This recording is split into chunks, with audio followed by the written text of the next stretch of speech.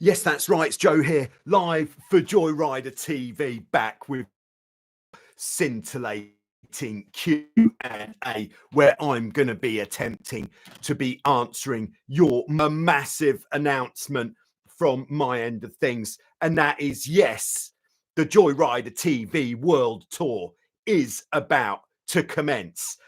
In fact, the day after tomorrow, which let's call that Sunday, I'm going to be heading off to Germany to the Dusseldorf Boat Show, Boot 2024, to hang out on the HOBIE Cat Class Association stand there and meet anybody who happens to be coming in that direction.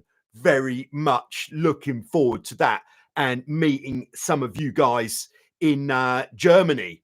Very nice. So if you're thinking of going to Boot 2024, the Dusseldorf Boat Show, and you've got an option of which days you could go there, I'll be there all day Tuesday, Wednesday and Thursday. So that would be the time to go there if you want to come and say hello. So there we go. Now, you may think, hold on, Joe, going to Germany isn't that exciting. Well, I've got more. Yeah, start of April, my first time ever, the World Tour is going to be taking me across the Atlantic to the USA. Yes, that's right. I'm going to be hitting Ocean Springs, Mississippi, in time for the North American HOBIE 14 Championships. Yes, that's right.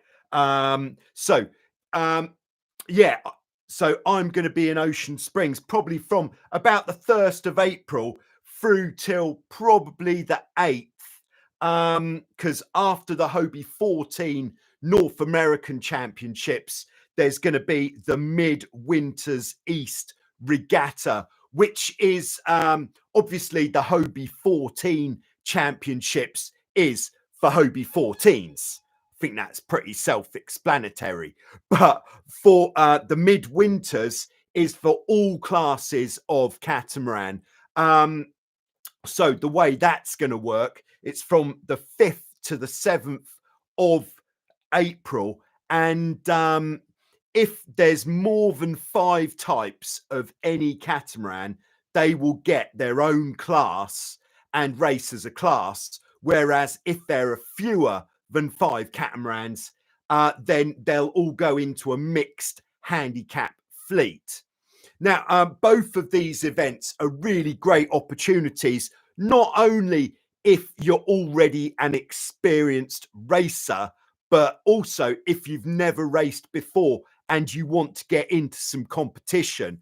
Because if there are, especially in the midwinters, a lot of new sailors or people who haven't raced before, perhaps a bit nervous about mixing it up with the experienced sailors, racers, then they will actually put in a new special fleet for less experienced racers, so you don't have to feel like going head to head with some people who have been doing it for years, if that is finding itself a little bit intimidating in your arena. But anyway, at both of those events, there'll be loads of experienced sailors in all types of catamaran classes, including myself, of course, who are all going to be there to give advice, some coaching, whatever, to get your boat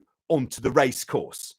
But as part of the World Tour, I haven't finalized my itinerary yet. So if you happen to be in that kind of area of USA and you'd like me to come to your club and coach you on your boat, perhaps even fix your rudders for you, then get in touch sooner rather than later, because once I've booked the flights, then I'm kind of locked into a time frame. So do let me know if you think, hold on, Joe's coming.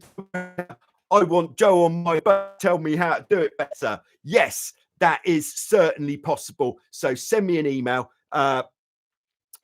here's my email address just here. I've just had these printed for the boat show in Dusseldorf, totaljoyrider@icloud.com. Yeah, and get in touch. We'll make some plans, and then there it can be. I'll bring me spanners so that we can have a look at your rudders as well, if you like.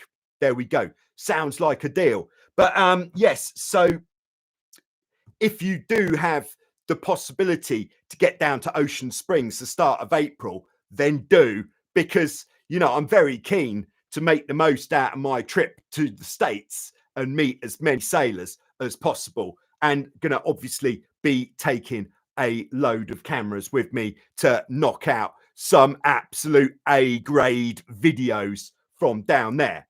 Having said that, if coming on Sunday, going to be what would you call it, showcasing my new showcase. Yeah, because of the world tour coming up, I've just made a custom case for all of my gear. Before, all of my gear lived in a box in a mess, and if I was going overseas, I'd shove it in a bag, and then when I got to wherever I was staying, I'd empty it out on the floor so I could find what I was looking for. But not anymore. Sneak preview. Ta-da! Yep. Yeah, so that video of what's going on there is coming on Sunday. But if you're a channel member, it should finish. I've had to cease the upload because of the internet. As you may know, the internet here is a little unstable at times.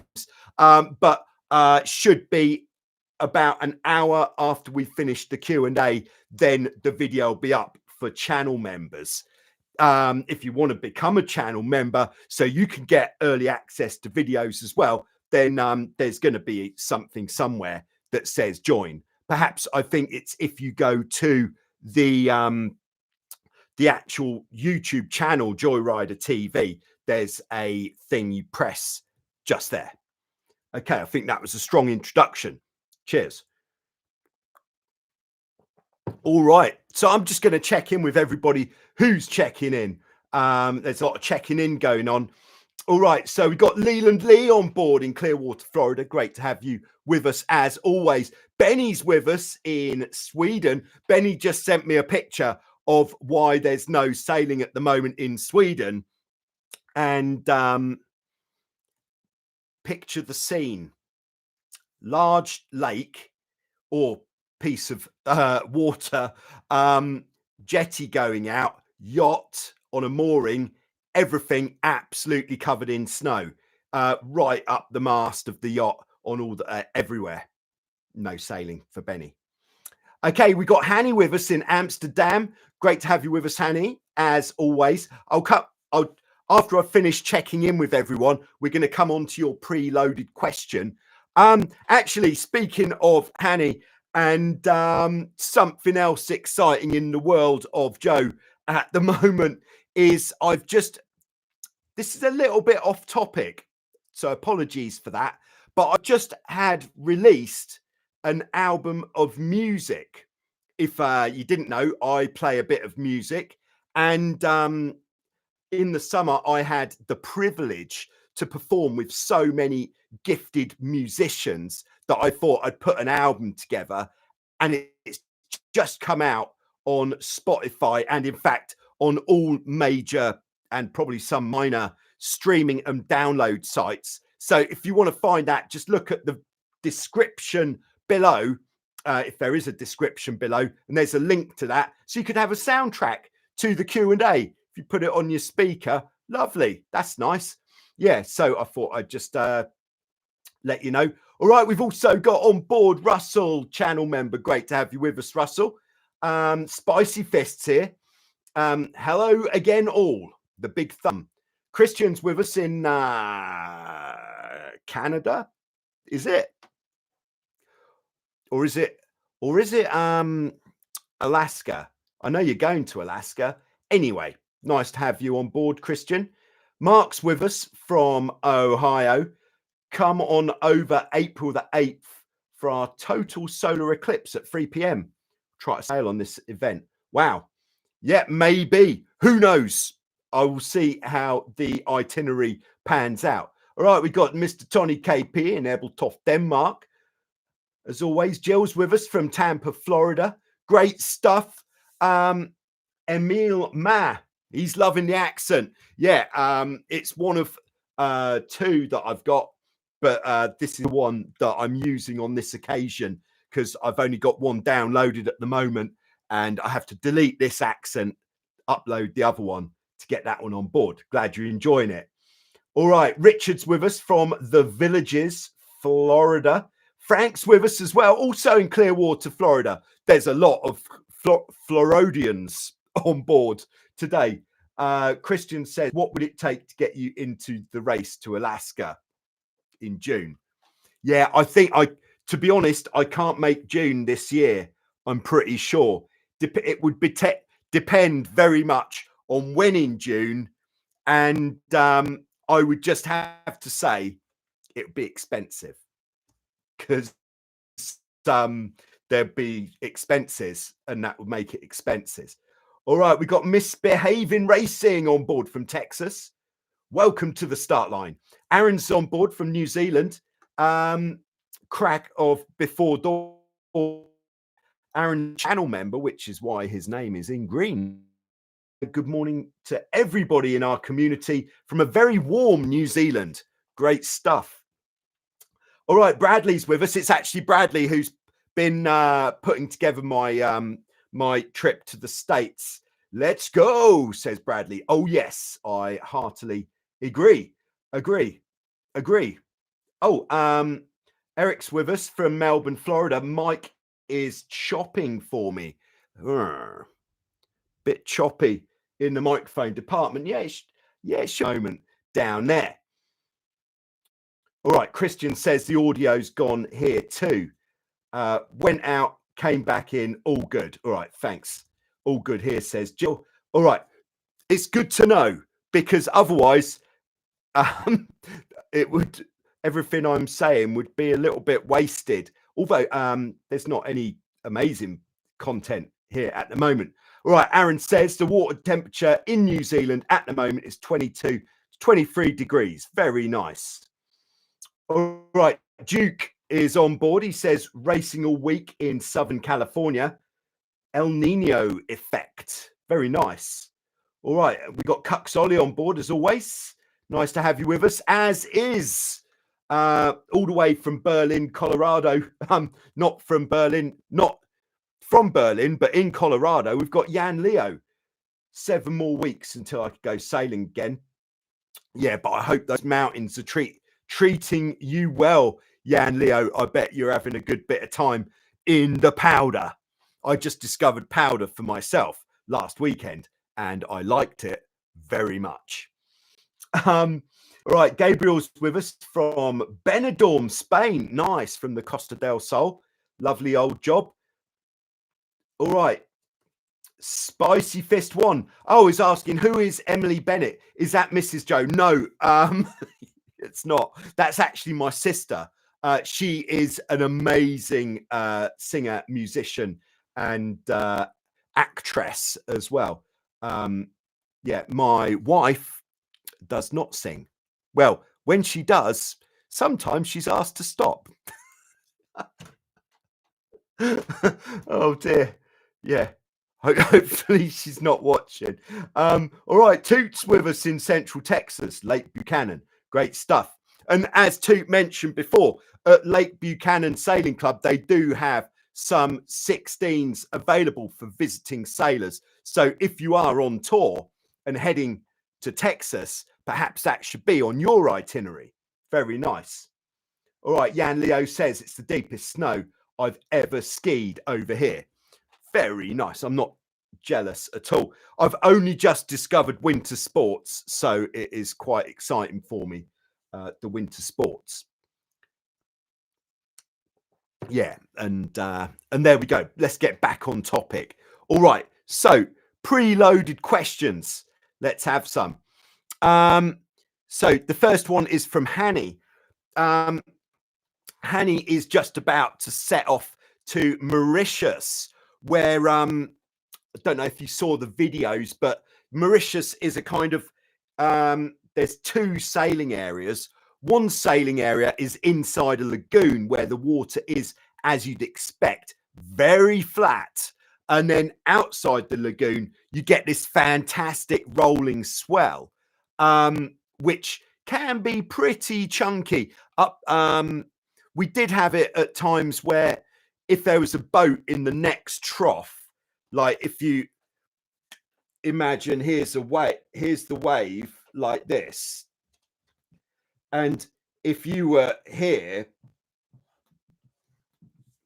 boat in the next trough, did have it once where you could only see you know, from halfway up the sail of the next boat because of the size of the wave. So it can get pretty chunky down in Mauritius on the days with a lot of wind.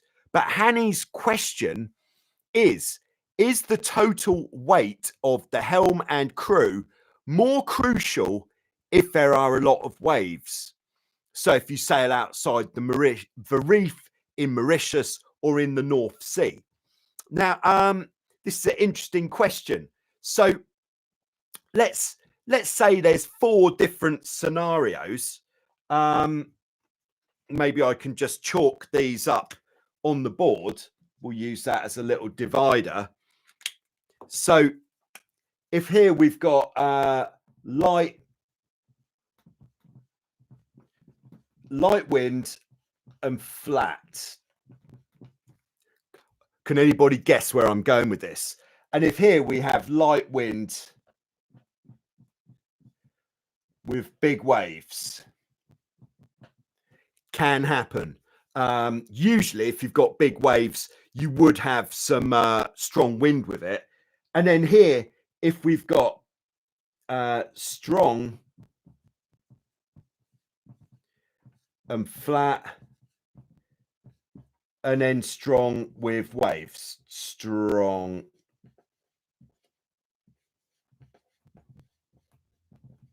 So first one, light wind flat. It's always going to be beneficial to have as little, if we're talking, well, when it's light wind, it's not about surviving. It's, I think a lot of the time it's about getting more performance out of your boat. So light winds, when it's flat, the less weight you have on your boat, the faster your boat is going to go. And that is just how it is. So if you're, you know, maybe you're going to come to the midwinters and you're checking the forecast the week before, you've got a choice of 2 crews who could sail with you. When you're doing a regatta, by the way, you have to stick with the same crew for the whole regatta, unless there is a very good reason why they can't complete, because otherwise that would be against the rules. Yeah, so in light winds, flat water, as little weight on the boat as possible. So if you were sailing a double-handed boat single-handed, you would have a massive benefit over boats with a crew. So because the less weight you've got on the boat, less drag, because the boat won't sink as much into the water, so you will go faster. There we go. Light wind with waves, same applies. Doesn't matter the sea state. If the wind's light, the less weight you have on the boat, the faster the boat is going to go. All right. So strong wind and flat. So if the wind is strong and flat, let's break this down even more to upwind and downwind sailing. On the upwind, strong wind, you're going to go faster if you've got more weight on the boat, because you're able to pin it down more, keeping more power on. If better than just more weight would be if you could sail with 2 very tall people who aren't quite so heavy. So I think the ultimate would be if you really wanted to genetically engineer the ultimate sailing team for pretty much any type of catamaran, you'd want 2 sailors on board who are very strong, perhaps 6'4" each, and weighing 70 kilos each, because they've got all that leverage. So when they get out on the trapeze for upwind sailing, when it's strong, they can still pin the boat down. But the thing is, in strong winds, on the downwind, if you have more weight on the boat, it's not going to go as fast. Or it might go as fast, but you won't sail as deep downwind. So less weight on the boat for downwind is always going to be beneficial. So just a spoiler alert, the only time when it's actually beneficial to be a heavier team is when you're sailing upwind in the strong wind. Perhaps if your course has got a reaching leg on it, then more weight is going to help you pin the power on and go a bit faster as well. Like if you're sailing half wind, so you're still double trapezing, but once you're going downwind on a broad reach, Ramschultz, learning my German words, ready for the boat show, then less weight is going to be quicker. So does there being waves make any difference? I would say if you had the choice between strong wind flat and strong wind with waves, I would perhaps go with slightly less weight in the waves. It will just make it a little bit easier to control the boat. But does perhaps the way that Hanny is coming at this question is, will having a heavier team make it easier to sail in the waves? Yeah, because Hanny is quite light. I would guess Hanny is probably coming in at about 50 kilos, maybe 55 at the most. So Hanny definitely needs to be sailing. If it's windy enough to double trapeze and there's waves, I would say 75 kilos would be, go for the heaviest instructor that there is, because the guys in Mauritius, they're all pretty skinny and don't weigh much. Yeah, I think, yeah, look for somebody who's about 70 kilos minimum, and you'll be all right. So there we go. That is what we're looking at there, Hanny, I would say. So if it's going to be windy, then yes, get a bit of weight on board. Oh yeah, Hanny says, yes, thanks, 51 kilos. It's a good guess. If there's nothing else that I've learned over the years, it's how to guess somebody's weight. There we go. All right. All right, back to the live chat. Spicy Fist 1 says, your missus doesn't sing. I bet she does when you leave your wetsuit in the sink. Oh, yes, of course. All right, we got Max on board in Rosenheim, Germany. Greetings to all catamaran sailors. Toot says, please hit the like button. Yes, I'd appreciate that. Thanks very much. If you've got a spare finger, that little press of the like button goes a long way in getting more people to see this video. Perhaps not quite so much actual information about sailing today, but it's good to have everyone on board anyway. All right, question from Jill. Any opinions on a 2007 F18 versus a clean HOBIE 18 for local club racing and one design fleet racing? Pros and cons. Good question. Yeah. So just to totally clarify the question, Jill's got an option, so it seems, of a 2007 Formula 18. So let's just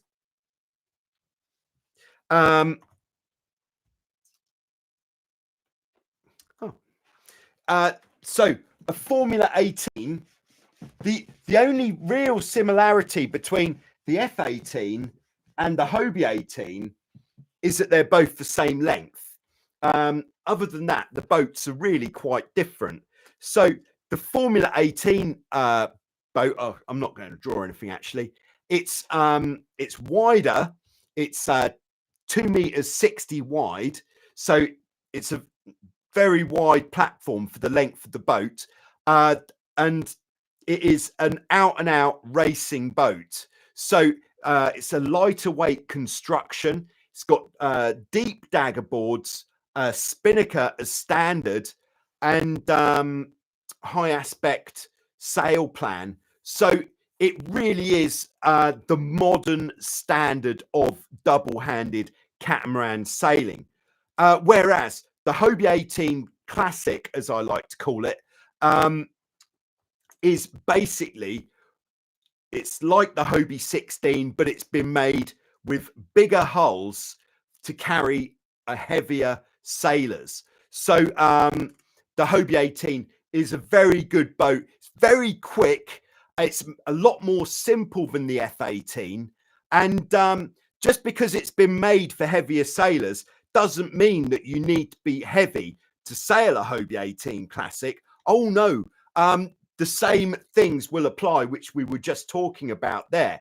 The only time on a race course when it really pays to be heavy is upwind on in the strong wind. Other than that, lighter teams are always going to benefit. But the reason the HOBIE 18 is better for heavy sailors than the HOBIE 16 is because there's more volume in the hulls, which means that in the lighter winds, the heavier teams aren't going to get as penalized because the boat isn't going to sink into the water as much as a HOBIE 16 would do. Is that okay as an opening kind of description of what the boats do? So if it was me and I had the choice of one or the other, I would firstly look at what fleets of boats are kind of the most local to me. So if you have got 2 sailing clubs or 3 sailing clubs or just one, I would look at what type of boats are mostly sailed there. Like, even if there's only, let's say there's 5 different types of catamaran at the club, but there's 3 HOBIE 18 Classics, then I'd probably be inclined to go for the HOBIE 18 because there's nothing better than racing against other boats of the same type, because that means that you definitely know whether you're doing well or not.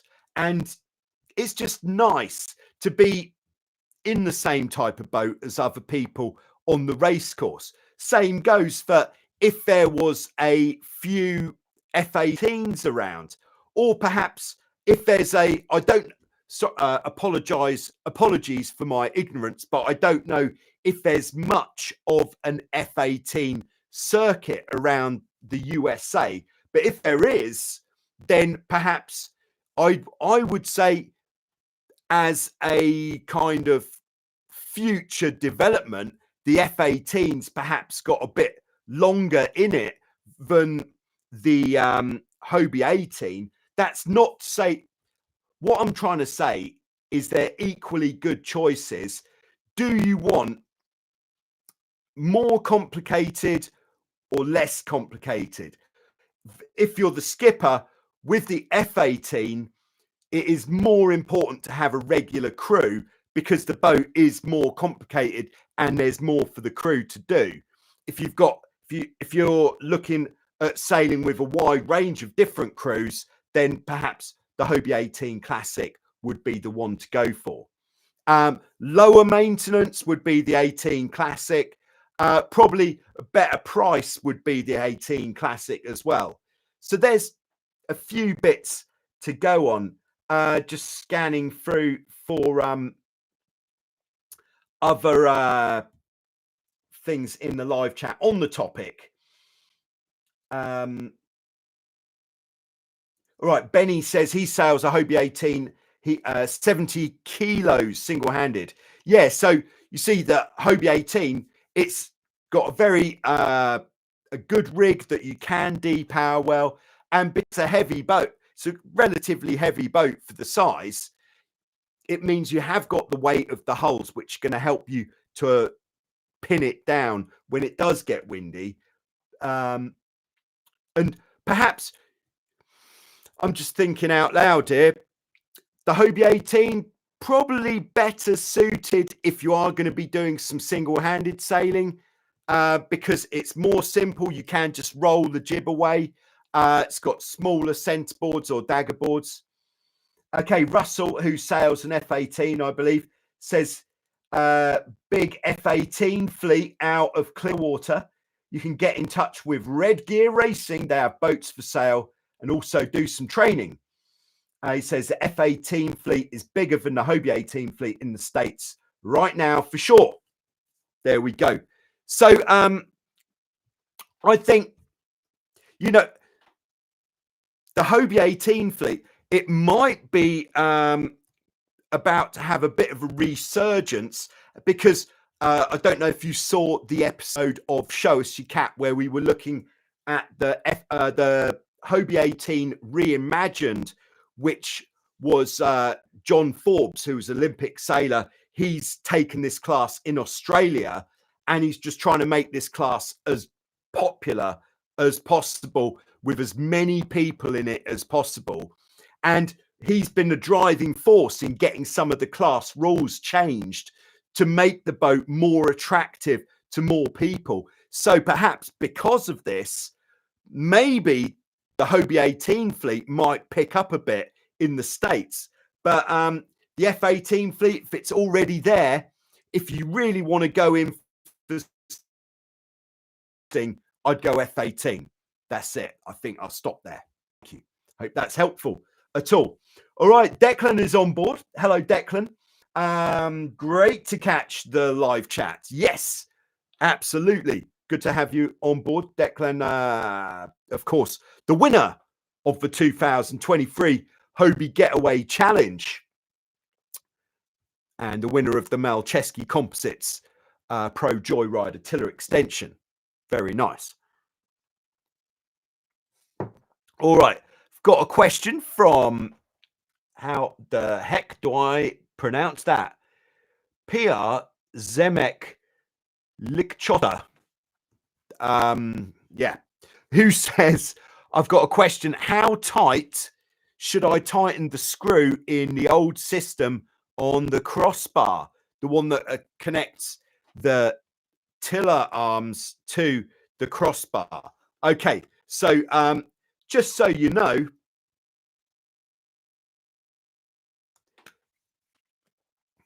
all right, okay.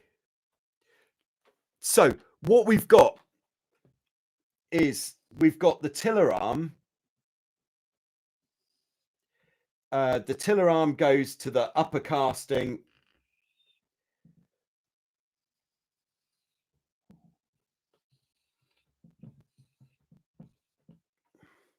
Sort of like this. Here's the back of the boat.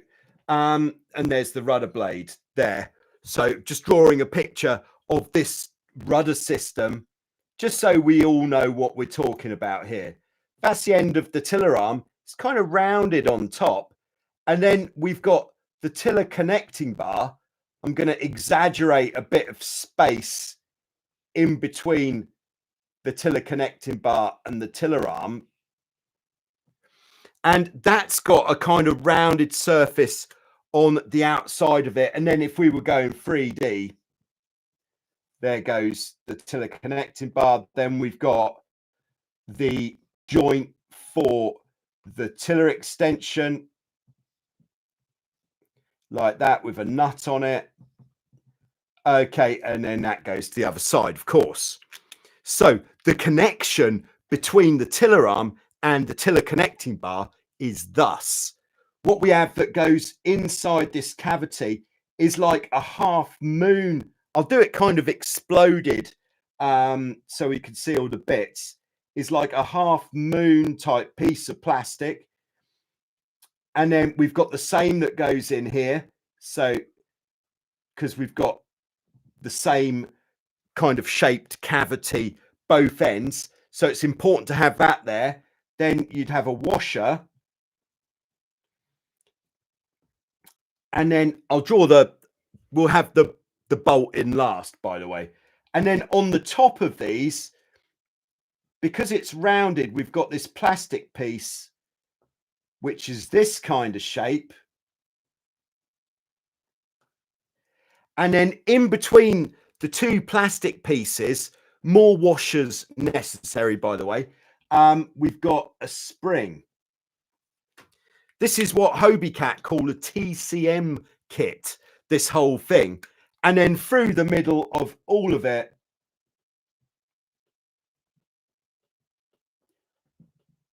as you'd expect, we've got a bolt and a nut at that end.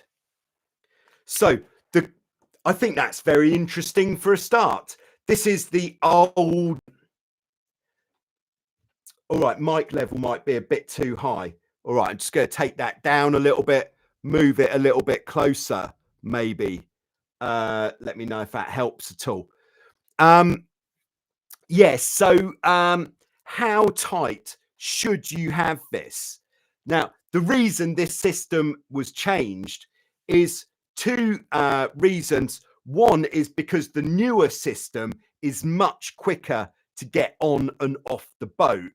But the other reason is because with this system, like if we've got two pieces like this, unless you have it really tight, you're going to have a bit of rolling with the tiller connecting bar like this. So how tight should you do it? Basically, what I would do is tighten these bad boys up as tight as you can, but not so much that you actually feel any resistance when you put the steering from one side to the other. If you feel resistance, then it's going to be just a shade too height. So you just need to back it off a little bit. That is the sweet spot. So wind it up and then push it across. If you feel some resistance coming from the end there, then just loosen it off, maybe just half a turn at a time, maybe even less than that. Just loosen it off the smallest amount and then see how that is. And there is definitely a sweet spot where you want to get the tension in that nut. The exact same goes for the nut on the UJ universal joint for the tiller extension, because you want to have that as tight as possible, but not so much that it resists when you're changing sides with the tiller extension. You can have that a little bit tighter though, because of course you've got all that leverage with the tiller extension, so it can be fairly tight. But again, make sure you have got washers in there. Otherwise, that's just going to grind away at your tiller connecting bar, and your tiller connecting bar isn't going to appreciate that. So that is the sort of tension we're looking for in those. While we're on the topic of how much tension, how much to tighten your nuts, we've got one there and one there. Yes, this rudder stock is on backwards. Did a mistake. See if anyone spotted it, and I don't know. Yeah, good point there from Leland Lee. All right, beg your pardon. It's been a while since I've used this system. The spring doesn't go in between these two kind of half moon bits. It goes down here underneath. That's where the spring goes. Apologies. To be honest, it's been a while since I've used that system. So how tight to do the rest of the bolts? What I generally would do as a guide is, with the tiller connecting bar off the boat, let's do this one first on the upper casting, the upper rudder stock, is if the rudder stock is up, and we allow it to fall down, be ready to catch it, of course. You want the friction from this nut and bolt just to be enough, just to slow down the rate of descent when that falls down. Very important to have in here some shims. Shims are basically like big washers. So if we've got the rudder blade here, that's the top of the rudder blade. And then we've got the casting, which comes over like this. And there's the bolt going through like that. What we want to do is put two plastic discs in here, one either side. That's going to do two things. It's going to reduce the wear to the top part of the rudder blade, but also it's going to help to pack it out and make the whole thing more snug, which means the rudder blade is going to be much more positive in the water, less prone to moving around under the water there. So there we go. Definitely shims. Now, with the bolt that goes through the lower casting into the rudder blade, we do the opposite here. I would do it with the upper casting not on. So I would do this one first with the upper casting detached until you get a feel for it, and lift the rudder blade up. Again, be ready to catch it. Drop the rudder blade, and you're just looking for a little bit of resistance when the rudder blade drops under its own weight. And that is the correct amount of tension to have in the nut. Now, a very cheap upgrade you can give your boat, if you're still using what you believe to be the original nuts and bolts in your rudder system, you might find that they loosen off a bit over time. Now, that is because in the nuts, the plastic part in the nut, in the nylock part of the nut, can degrade over time, and it means you're able to just tighten it with your fingers, which isn't how it should be. So just treat yourself to some new nuts.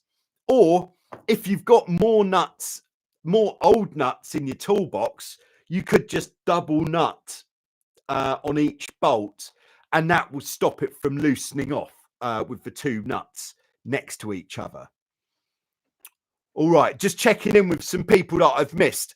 Apologies to anyone I've missed in the live chat, but we got Kush on board. Michael, I just want to have steady crew. That's same for a lot of people. That's why single-handed boats have been becoming more popular in recent times. I think it all started with the advent of the smartphone. Meant people became more busy because people can get in touch with people more easily, which means you're more likely to have something else that you need to be doing at the weekend when you should be going out catamaran racing. That's how it is. I believe. That's what I believe.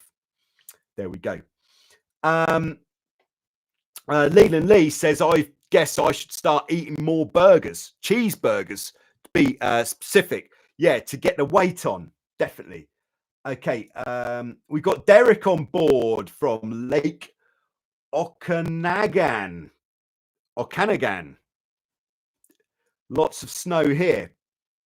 Great stuff. Great stuff if you like snow, I suppose. All right. Also tuning in, we've got Ryan in Maui, in the heart of the Pacific. Great to have you on board, Ryan. Always nice to see you there in the live chat. Okay. Anything else in the live chat? All right. Toot says in Texas, Lake Buchanan, water temperature 53 to 55, air temperature 41. Too cold in Texas. Declan is just going to beat you there with a minus 20 there in Sweden overnight. Yeah, that is certainly chilly. All right. So what's next in the live chat? We've got Andre Marius, who says, oh, this is new for me, actually. He's looking for an honest opinion. What is your take on the Ducky 19 inflatable catamaran? I know this catamaran is not in your portfolio, but you're certainly able to give me some tips. Well, you know, you may be aware that I am recently the driver of an inflatable catamaran. Yes, the Minicat 420, which is 4 meters 20 long, which in old money 4.2 meters is 13, is just a shade under 14 feet long. So now the Ducky 19 inflatable catamaran, this is an impressive 19 feet long, which is almost 6 meters. Now, yeah, it looks. Now, I'll just cut to the chase here. I think when you go that big with an inflatable boat, the load is going to get too much. If you just sail it in light winds and don't really load it up, then I'm sure it'll be fine.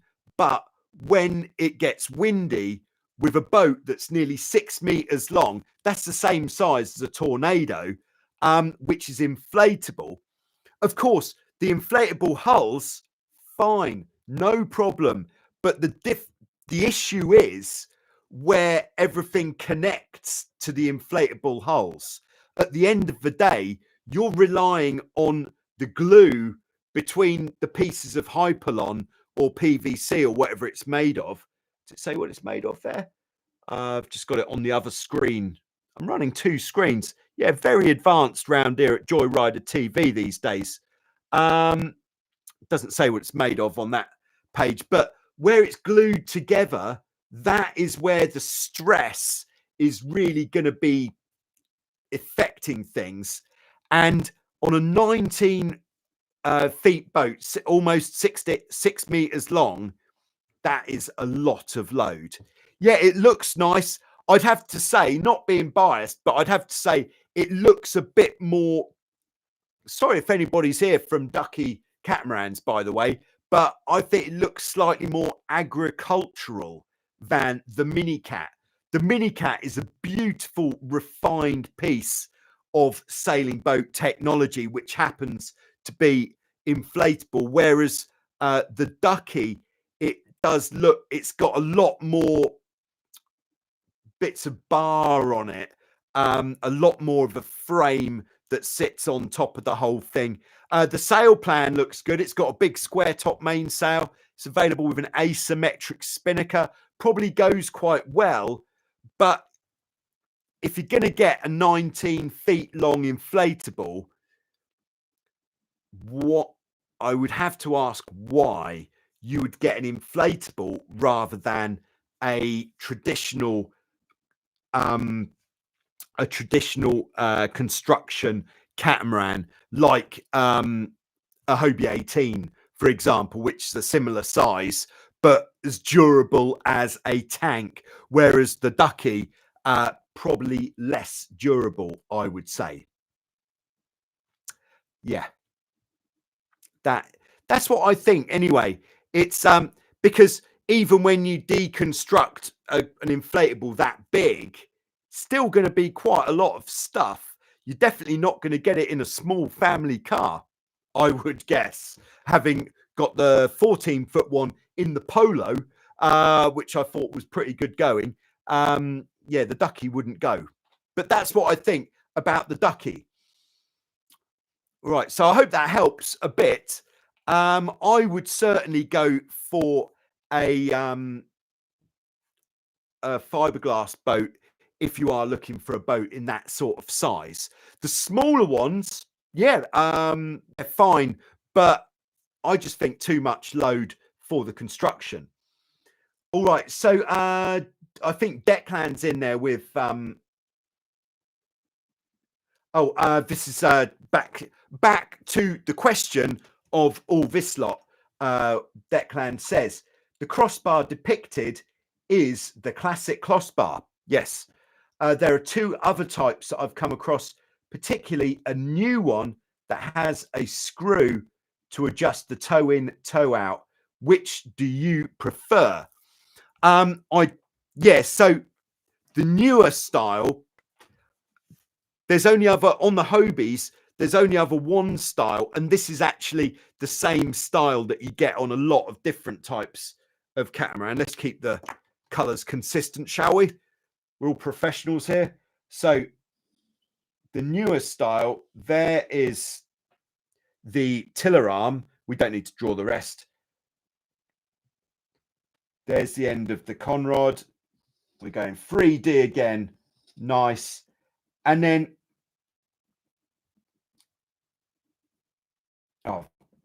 kind of gone wrong here a little bit, but never mind.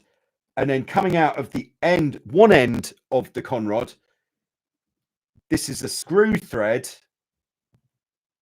that threads into a plastic insert in the end of the conrod. Everyone happy with the word conrod?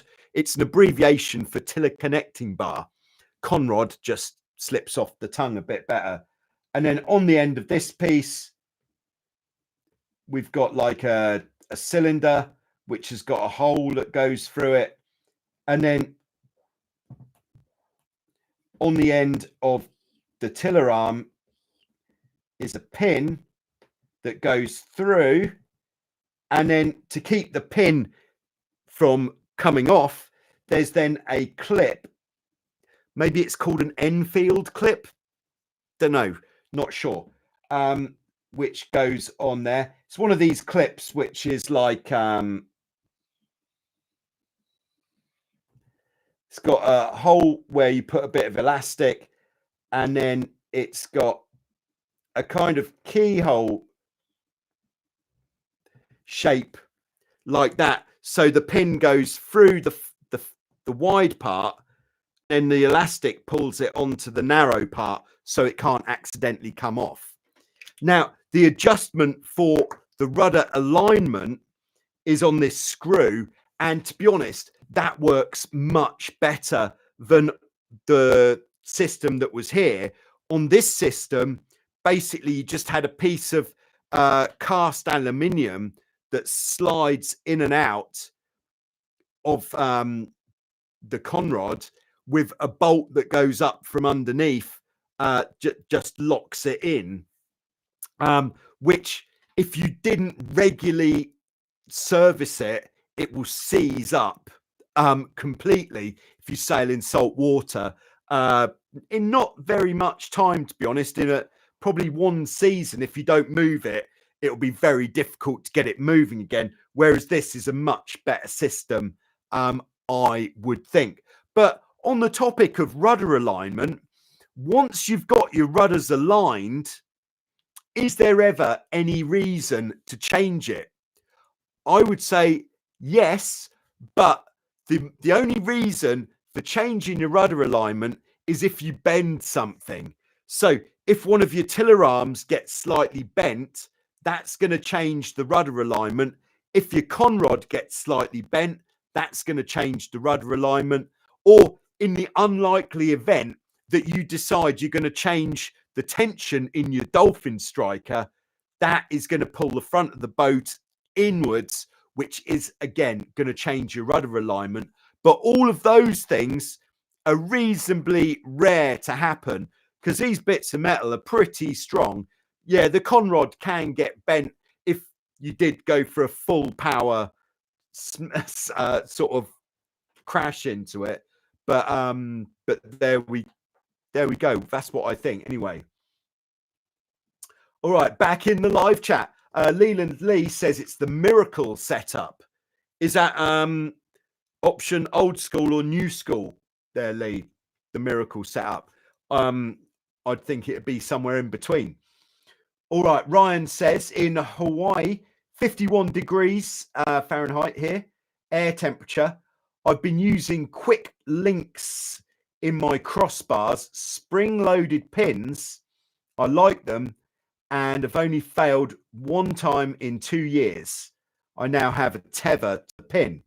Great stuff on the Nacra 500 and the Getaway. Now, Declan says, I ask as I'm having my crossbar and tiller bars remade in carbon to complement the Malcheski. Oh, my word. Yeah, definitely go for the new school. I would. Or if you're getting them custom made, what we have on the Tornado is a kind of combination of the two. On the tiller arm, we have this with the pin, and instead of having a screw adjuster, it's a sliding adjuster in the conrod, which then has the same hole in the end as this. So it's a real combination of these two systems. And I think if I was getting something made, that is what I would go for, because like we said, especially if it's carbon, if it bends, it's going to bend back. It's not going to keep a bend in it. So what I would do is the combination of the two, have the pin system with the clip at the end of the tiller, and then a slide in out. You might have to get something from Masteron, maybe, who I believe are just up the road, which will slide in and out of your custom made carbon conrod. I think that would be the best of both worlds, because the screw adjustment, I think you'd have to get that from HOBIE. And if the inside diameter of your new conrod wasn't correct, then that's not going to fit and it's going to be a pain. Whereas to get something else to fit, which you can just like another rod effectively with a hole in the end that slides in and out to adjust the toe in, could be very simply done, and a very nice, lightweight, streamlined alternative. All right, I just have to ask at this time, no further questions in the Q&A, although there hasn't been many questions in the live chat this evening, but almost up to an hour now. All right, Lee says, new school on the 20 Miracle. All right, we've got Ash on board. Hello, Ash. Recently, I was battling to point on the 16. I was put in a situation where other boats were pointing better. Any suggestion? Yeah, so why are you not pointing? To be honest, without actually seeing what you're doing on the water, it is difficult to actually nail it down to one thing. But it comes down to pretty much everything. But if you're sailing the boat using all the technique that we talk about as efficiently as possible, like you're getting your weight in the right position, if you're trimming the sails correctly, not oversheeting the sails, and not steering too much, and if your boat is set up well, then what could it be? It's maybe it could come down to the boat setup. If your mast is too far forwards, like perhaps a good way of describing the mast being too far forwards is when you pull the main sheet in tight, how much in the light winds, how much of a gap do you have between the blocks? If it's like this, your mast too far forwards. If it's like this much of a gap between the blocks, then that is probably about right. So if the gap is too much between the blocks, when you feel that you've got your main sheet sheeted in correctly, then you're not going to be able to point very high, which means you do need to rake the mast back. And I would always, if I'm changing the rake of the mast on a boat, I would do it one hole on the adjuster at a time. So on 16, we kind of in a backwards way adjust the mast rake using the plates on the shrouds. As we know, the plates are like this. So perhaps you've been sailing with your shrouds in this one, and you feel that you're not pointing very well. So what my first thing to do would be is to move this down one hole for the next time you go out sailing. Or in fact, what you can do, which is pretty sneaky, is you can actually put 2 pins in through your, this is quite mind-blowing stuff actually. You can put 2 pins in your shroud adjusters. So the eyelet of the shroud would be like this, obviously looking through the adjuster there. The top pin isn't doing anything, but what it means is you can adjust your shroud position while you're on the water without risking the mast coming down. That's nice. So what you would do is you'd always adjust the shroud on the leeward side because that hasn't got any load on it. And I would take out the pin that isn't doing anything and then pull the shroud down physically with your hand, put that pin in through the next hole. This pin is stopping the mast from falling down, so you're safe. Pin goes in, try not to drop the clevis pin in the split ring in the water, and there it is. You've just moved your shrouds down a hole while you're sailing. If you have this in both sides, of course, to adjust the one on the other side, you'll have to put the boat on the other tack first, and then you're good to go with the mast in the new position. Now, you might have to loosen the rig tension off a bit before you do that, because if you're sailing with a very tight rig, it might be quite difficult. So that is one suggestion. Another suggestion might be perhaps it's the way your rudders are set up. If you've got a lot of load on your rudders, then that weather helm is going to stop you from pointing. Because what we need to be able to point is we need to have the boat sailing quite fast. So, well, for the conditions. So if you're just trying to point as high as other boats, because that's how they're pointing, but you haven't allowed your boat to get a bit of boat speed on first, what you're not going to be getting is the lift from the rudders, which you need in order to point higher.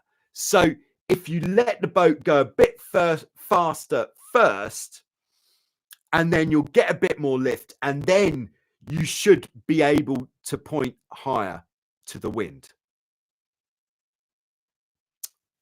There we go. Just some suggestions. Unfortunately, we are running out of time here, and I think I might have something else in the preloaded. All right, yes, we do. Okay, so Ash says, I think my shrouds are 4th from the top, but need to lower it to 3rd from the top. Now 4th from the top, the way that I would describe it, 4th from the top would be in here. If you were to put it in 3rd from the top, that will actually bring the shrouds up. But if we're not pointing, what we want to do is bring it down one. So if it's 4th from the top, I would put it in 5th from the top for the next time going out. So the shrouds are lower down. It's going to pull the mast back more. And that is going to aid your pointing ability. All right. So last preloaded question. No further questions in the live chat, please. This one's from Franco. This was in response to last week's Q&A on launching in difficult situations. He says, I'm contemplating getting a HOBIE 16. I think you should get it. But I'm concerned about the launch and retrieval. He sails in Croatia, and it's similar to a beach which is local to me here called Amusa. So I'm guessing that Franco has been here, with maybe a steeper entrance. All right. So what we're talking about is, it's not a rocky beach, but it's a stony beach with perhaps with stones as you go into the water. So looking sort of side on to the actual beach profile, let's say it's quite steep, going like this,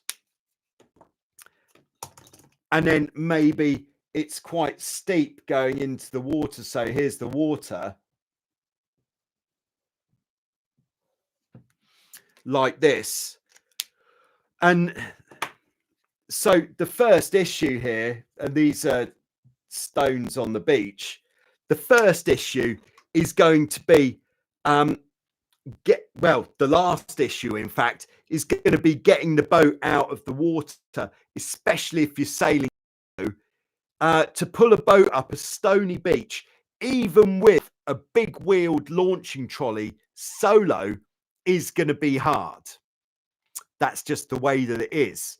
So if it happens to be a beach where, you know, it's not a busy beach maybe, and you can put things on the beach, then what I might be inclined to do is actually, to make it easier to get your boat up the beach, I might be inclined to put some rubber mats or some carpet or something on the beach here,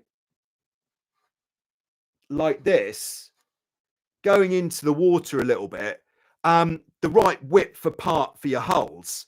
So then when you want to pull the boat out of the water, if you've got something like carpet or rubber mat, if it's wet, it makes it's much easier with a HOBIE 16 to pull your boat up on something like that rather than on a big launching trolley. It's just because the only friction you've got is right at the bottom of the hull up against this.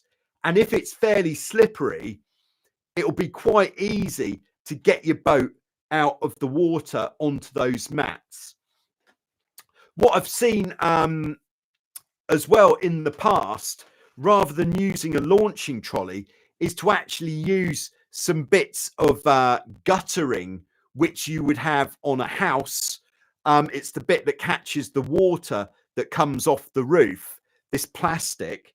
So on the hull, there's the hull, and then you just keep these bits of plastic on the beach. When you get into the beach, you just rest the front of the boat on the beach enough so that the boat's not going to disappear, and then it kind of goes like this under the hull.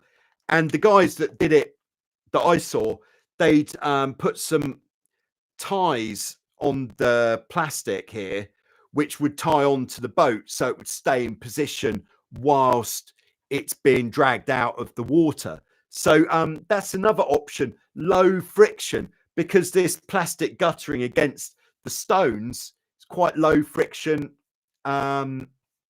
maybe a bit easier to pull out. So that is the topic of pulling the boat out.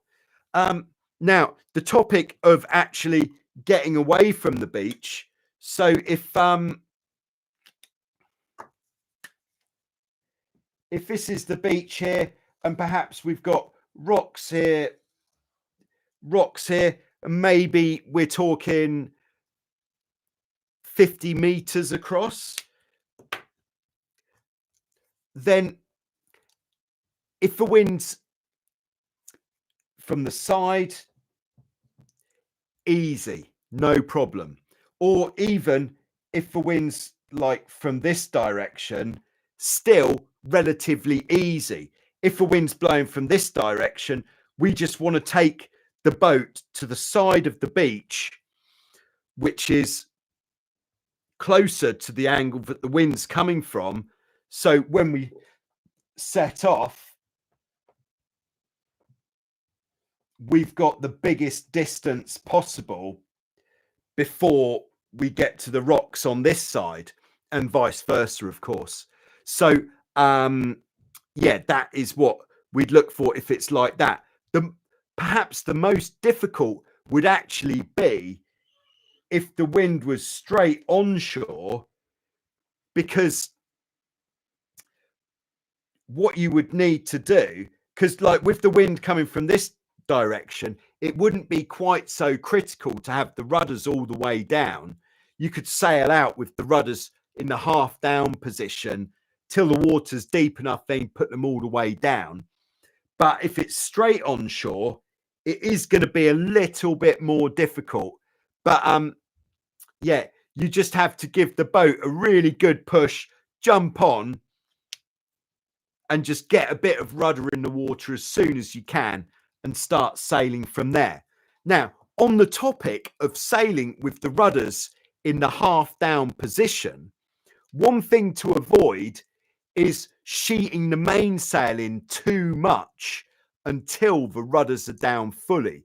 If you pull the mainsail in like you would do for normal sailing, without the rudders being all the way down, then it's going to create too much weather helm, so too much pull in the rudders, and you've already got a load there because they're not down enough, and it's going to make the boat almost impossible not to just stall and go into the wind. So something to be aware of there. And then coming back in to the beach, onshore wind, what you would